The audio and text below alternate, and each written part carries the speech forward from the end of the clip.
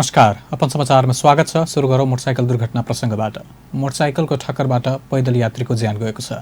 ज्यान जानेमा झापा जिल्लाको बुद्ध शान्ति गाउँपालिका 3 का 42 वर्षीय इन्द्रप्रसाद दङ्गाल रहेको प्रहरी कार्यालय झापाले जनाएको छ। प्रहरीका अनुसार दुधेबाट शिवगञ्ज जाँदै गरेको मे 2 प 3539 नम्बरको मोटरसाइकलले पैदल यात्री दङ्गाललाई ठक्कर दिएको थियो।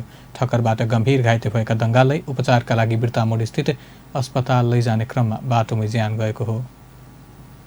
ललितपुर गोदावरीमा स्कुल बसले किच्दा एक बालकको ज्यान गएको छ। ललितपुरको गोदावरी नगरपालिका 9 छम्पी स्थित होटल टेम्पल विद्यालयको बा 2 ख 5009 नम्बरको बसले सोमबार बिहान करिब 9:15 बजेतिर किच्दा सोही विद्यालयको एलकेजीमा अध्ययनरत 8 वर्षीय बालक नवीन घिमिरेको घटनास्थलमा ज्यान गएको महानगरीय प्रहरी परिसर ललितपुरले जनाएको छ। विद्यालयको बस चढ्ने क्रममा ढोकाबाट खसेको र सोही बसको पछाडिको पाङ्ग्राले किचेको बताइएको छ। दाङमा 2 यात्रुवाहक बस एक आपसमा ठोकिएर दुर्घटना हुँदा 22 जना यात्रु घाइते भएका छन्। घोराही उपमहानगरपालिका 3 घोराहीबाट नेपालगञ्जतर्फ जाँदै गरेको ना 5 ख 3953 नम्बरको बस र लमहीबाट घोराहीतर्फ जाँदै गरेको लु 1 ख 9679 नम्बरको बस एक आपसमा ठोकिँदा दुर्घटना भएको हो। घाइते 22 जनाको राप्ती स्वास्थ्य विज्ञान प्रतिष्ठानमा उपचार भइरहेको जिल्ला प्रहरी कार्यालय दाङले जनाएको छ। अंशबन्डा नमिलेकोले केही समय सडक निर्माण रोक्न माग गर्दै आएको बैतडीको दशरथचन्द नगरपालिका वडा 9 बासिन्दालाई सडक खनिरहेको डोजरबाट आक्रमण भएको छ। आक्रमणबाट आधा दर्जन घाइते भएकोमा 2 जनाको अवस्था गम्भीर छ।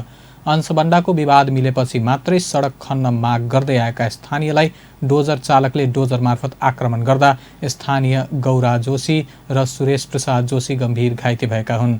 घाइतेमध्ये गौरा जोशी अचेत रहेका छन्।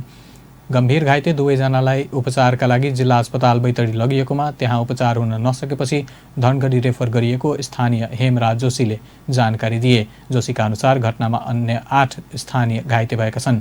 स्थानीयको माग र विगतको सहमति बगैर बाटो खन्न थालेपछि स्थानीयवासीले डोजरमाथि ढुङ्गा प्रहार गरेको र त्यही बीचमा डोजरको बकेटले हान्दा एक महिला लडेकी छिन्।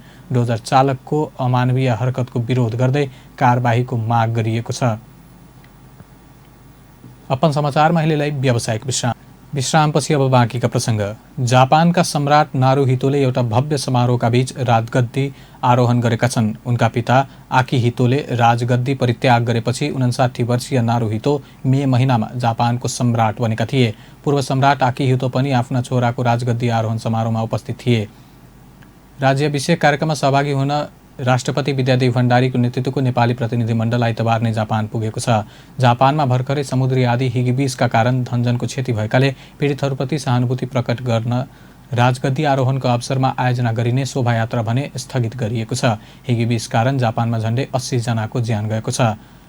जापानका प्रधानमन्त्री सिन्जो आबेले सम्राटलाई बधाई ज्ञापन गर्दै सम्बोधन गरेका थिए। उक्त समारोहमा युकेका राजकुमार चार्ल्स तथा अन्य व्यक्तिहरू पुगेका थिए।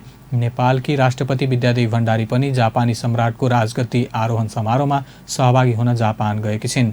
सम्राटले विदेशबाट आएका शाही प्रतिनिधिहरूका लागि चियापान आयोजना गर्दैछन्। प्रधानमन्त्रीले सबै अतिथिहरूको लागि रात्रिभोज आयोजना गरेका छन्। जापानमा संवैधानिक राजतन्त्र छ र सम्राटको भूमिका प्राय आलङ्कारिक हुने गर्दछ। उनले नागरिकहरूसँग अन्तर्क्रिया गर्ने तथा विदेशी पाहुनासँग भेट गर्नेछन्। जापानका सम्राटको नारुहितोको राजगद्दी आरोहण विशेष समारोहमा जापान भ्रमणमा रहेकी राष्ट्रपति विद्यादेवी भण्डारी र भारतका राष्ट्रपति रामनाथ कोविन्द बीच आज बिहान उनीहरू बसेको होटलमा भेटवार्ता भएको छ। राष्ट्रपति भएपछि यो उनीहरूको पहिलो भेटवाट हो।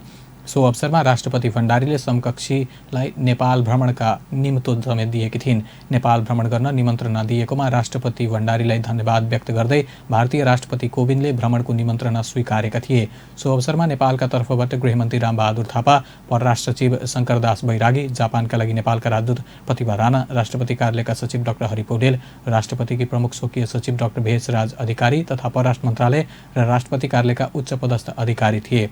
भारतीय पक्षबाट विदेश सचिव विजय गोखले, जापानका लागि भारतीय राजदूत सञ्जय वर्मा लगायत सहभागिता थिए।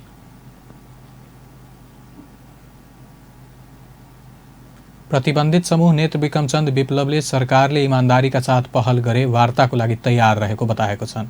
महासचिव विप्लवले विज्ञप्ति मार्फत वार्ताको लागि पक्राउ परेका नेता कार्यकर्ताको बिना शर्त रिहाई र प्रतिबन्ध हटाउनु पर्ने माग गरेका हुन्। पश्चिम नेपालको अज्ञात स्थलमा भएको केन्द्रीय समितिको 8औं बैठकपछि 12 बुधे विज्ञप्ति जारी गर्दै सो कुरा उल्लेख गरेका छन्। सरकारसँग वार्ताका लागि आफूमाथिको प्रतिबन्ध हटाउनु पर्ने र नेता कार्यकर्तालाई निशर्त रिहा गर्नुपर्ने माग गर्दै विप्लवले यसअघि सरकारले वार्ताको नाममा षड्यन्त्र गर्न खोजेको हुँदा वार्ता हुन नसकेको सङ्केत गरेका छन्। प्रहरीले असोज 30 गते दाङको राजपुर गाउँपालिका वडा 4बाट 21 जना विप्लवका कार्यकर्तालाई एकैपटक पक्राउ गरेको थियो। अपन समाचारमा फेरि पनि व्यावसायिक विश्रामपछि अब बाँकीका प्रसङ्ग। बसोबासकै लागि अमेरिका जान पाइने अवसरका रूपमा चिनिएको डाइभर्सिटी भिसा DV को आवेदन फर्म खुल्न साथै उपत्यका बाहिरका नेपाली सेवाग्राही राहदानी लिन काठमाडौँ ओइरिएका छन्। राहदानी विभागले सधैँको भन्दा झन्डै 5 गुणा राहदानी आवेदन भर्ने र उत्पादन गर्ने अवस्था आएपछि स्थिति अस्तव्यस्त बनेको छ। गत असोज 15 मा DV आवेदन खुलेपछि काठमाडौँ आएर तत्कालै राहदानी MRP झिक्नेको सङ्ख्या ह्वात्तै बढेको हो। अरू बेला जिल्ला सङ्कलन केन्द्रबाट आउने सहित दैनिक बढीमा 800 MRP आवेदन रहने गरेकोमा पछिल्ला दिनमा झन्डै 4000 जनाले आवेदन भरिरहेका छन्। यसमा पनि 1/3 जति 15,000 रुपैयाँ शुल्क तिरेर एकै दिनमा MRP लिन चाहनेछन्। प्रहरीले करिब रु 50,000 बराबरको पटाकासहित 2 जनालाई पक्राउ गरेको छ। इलाका प्रहरी कार्यालय महेशबारीको टोलीले पटाकासहित भारतीय सीमावर्ती क्षेत्रबाट सिराहाको भगवानपुर गाउँपालिका निवासी 26 वर्षीय अनिल कुमार चौधरी र 20 वर्षीय रोहित शाहलाई पक्राउ गरेको हो। यस्तै प्रहरीले सिराहाको लाहान नगरपालिका 3 स्थित पुरानो बस पार्कबाट आज बिहान 3 बोरा अवैध सुर्ती समेत बरामद गरेको छ।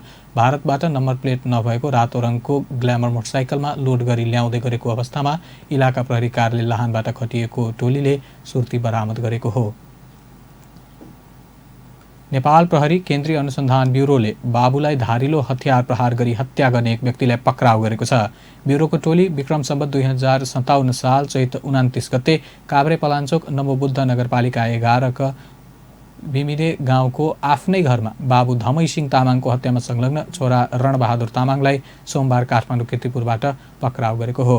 बुबाको हत्यापछि वैदेशिक रोजगारका सिलसिलामा कुवेत गएका छोरा रणकाजी काठमाडौँ आएपछि विभिन्न स्थानमा लुकेर बसेको जनाइएको छ। हवस् त, अपन न्युज अहिलेलाई यति नै। पल पल खबर तेज नजर हेर्दै रहनुहोला अपन टेलिभिजन। नमस्कार।